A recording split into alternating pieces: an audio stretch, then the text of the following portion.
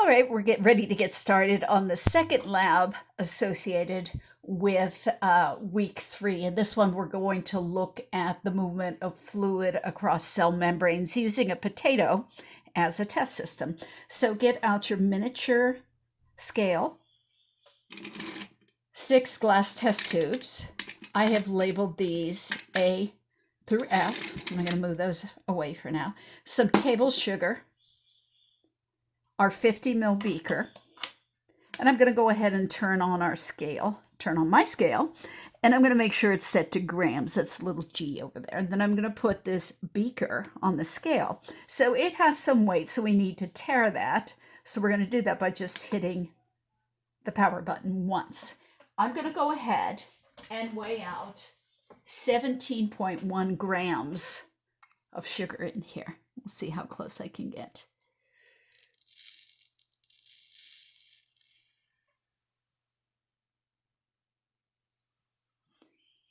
All right. I might just take the knife to get this precise here, unless you're really good at measuring out tiny quantities. Oh, I just need just a hair more.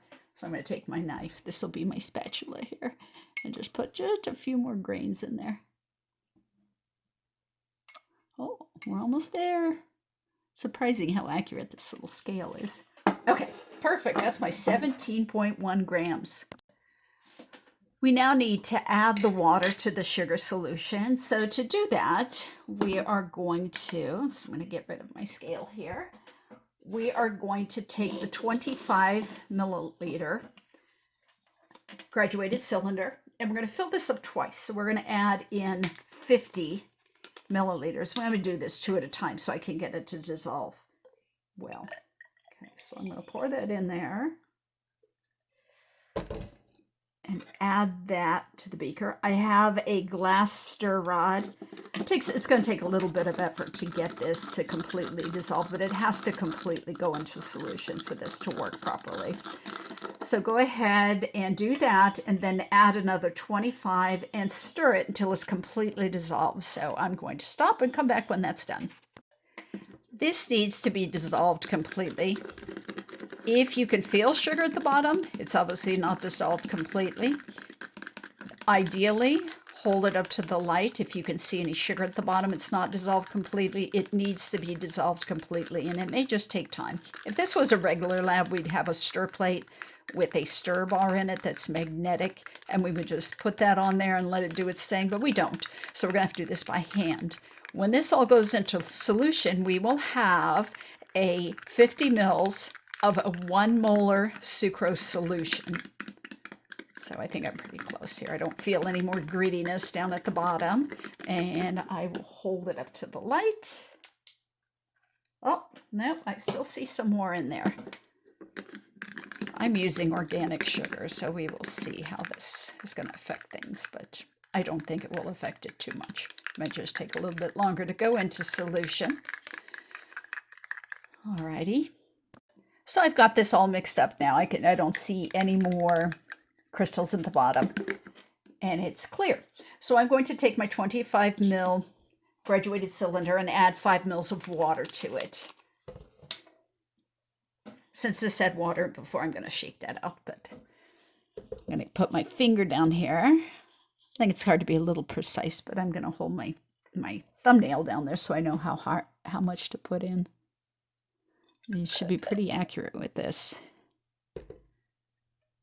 Oh, crazy pouring skills. All right, so now I've got my 5 mils, and I'm going to go ahead and put that into test tube A.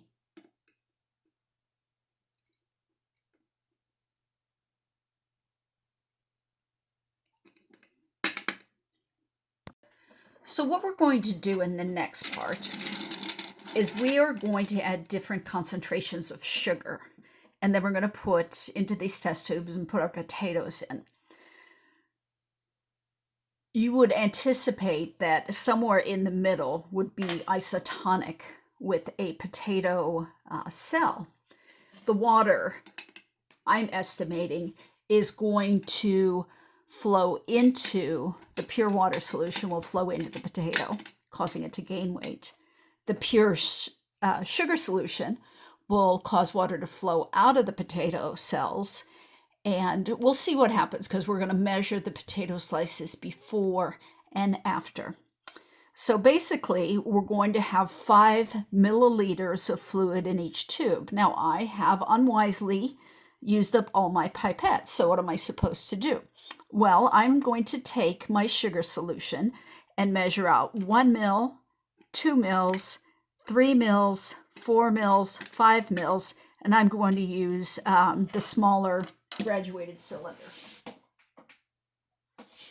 What I've done with that. We've got a smaller one. Oh, to use for that.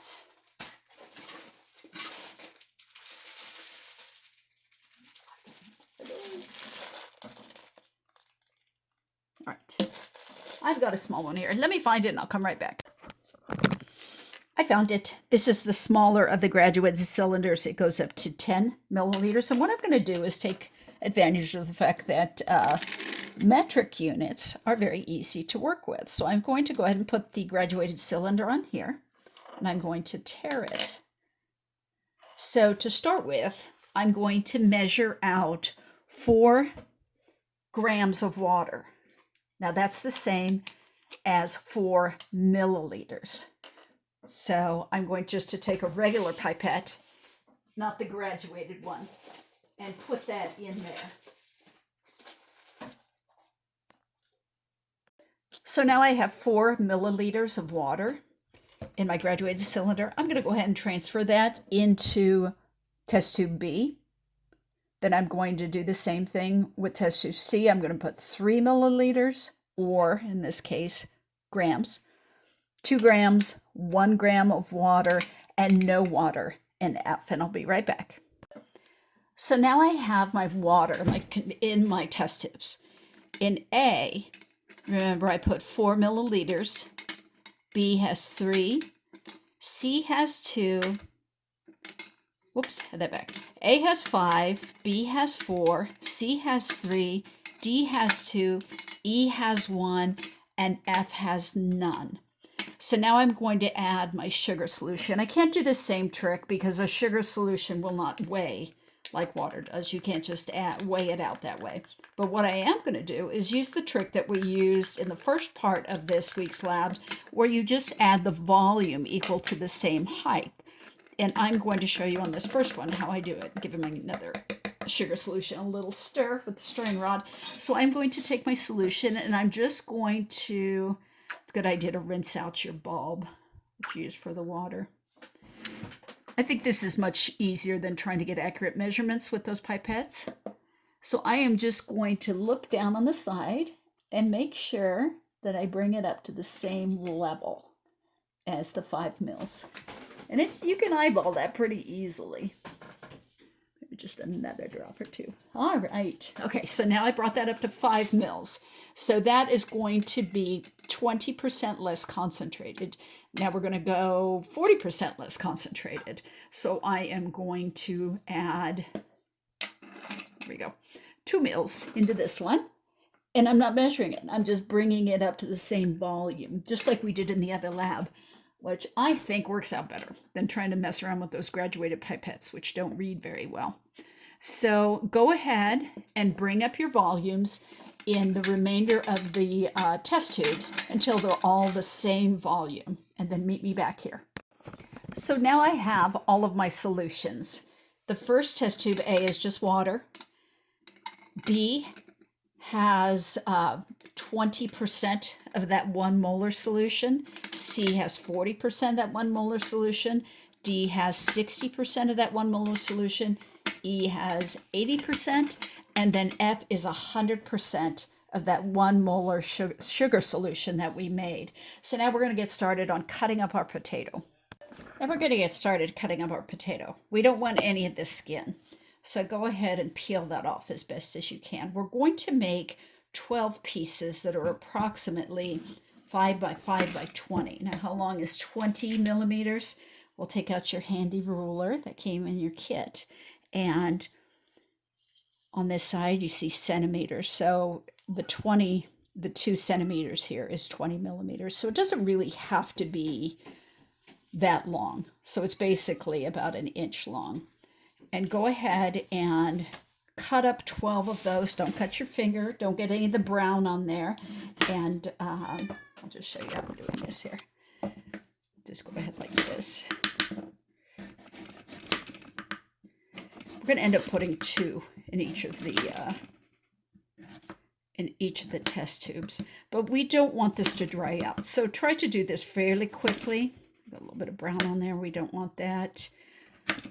Okay, and we're going to measure them before we plop them in the test tube because we've got to know how much they've increased in size. So we've got to know the measurement of each. You want to try to get them as close to that size as possible. They don't have to be perfect, but they should be roughly the same size, because if you make some thicker than the others, you're going to get kind of mixed results. So go ahead and cut up your potato into, there, all the skin's gone.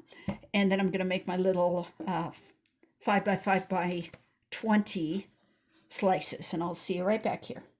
This might end up being a little bit challenging. So what I do is I just chopped off the top of this potato, and I'm going to try to make them as close as I can. I already just tried to make this. It's a little bit longer. Okay. 20 millimeters. Pretty close. Using your ruler, 5 millimeters is about that wide. So you're going to make your next cut, and I might just do it like this. You're going to need 12 of these, so I'm going to do it like this and cut. Get rid of that guy. Get rid of that guy. All right. So I need 6 on each side, so I'm going to cut here, and then I'm going to cut this into thirds. And voila! But I don't want them to dry out, so I am going to stick them in the bag.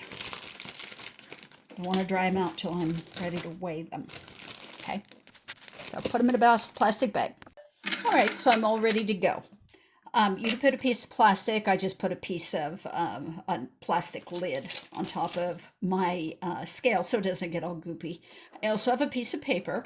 I am going to take 2 pieces of potato out of the bag. Notice I've tared my scale. Weigh them. Those are going into, 6.19 grams. These are going into a, whoops. I had 2 pieces there. 4.03 grams. And these are going to go into tube A. And you can see I've cut these a little bit too big. So I'm going to go ahead and trim these down a little bit, but I'm keeping them. I'm going to make them fit in there. So hold on. It was a bit of a tight fit, but I got my potato slices in there. So I'm going to go ahead and repeat this for the rest of them. If your potato slices ended up being too big, go ahead and trim them down a little bit, and then put them in your test tube and shove them down in there. It doesn't matter if they're in there tight or not. It'll work the same. They'll still absorb. So here I have 4.34, pretty close to the other one, 4 grams. Now remember, you're just looking at the relative difference. So what will their weight be when we take them out tomorrow after they've sat in their sugar bath? So make sure they're all submerged. Shove them on down in there. And after that, I'll come back. All right, so I put my potato pieces, and yes, my writing is that messy. I put my potato pieces into these test tubes, and I'm going to let them sit there overnight. Make sure they are submerged under the solution in each of the test tubes. I'm sort of a mind to cover them, and I'm going to go ahead and do that. I don't think there's going to be a lot of evaporation, but just because I'm me, I'm going to put a little hat on them overnight. Go ahead and wash everything up, and then we will come back tomorrow and weigh them and see if they've taken on water, lost water, and kind of think about what you expect might happen with the different concentrations of sugar solution. So I will see you back here tomorrow.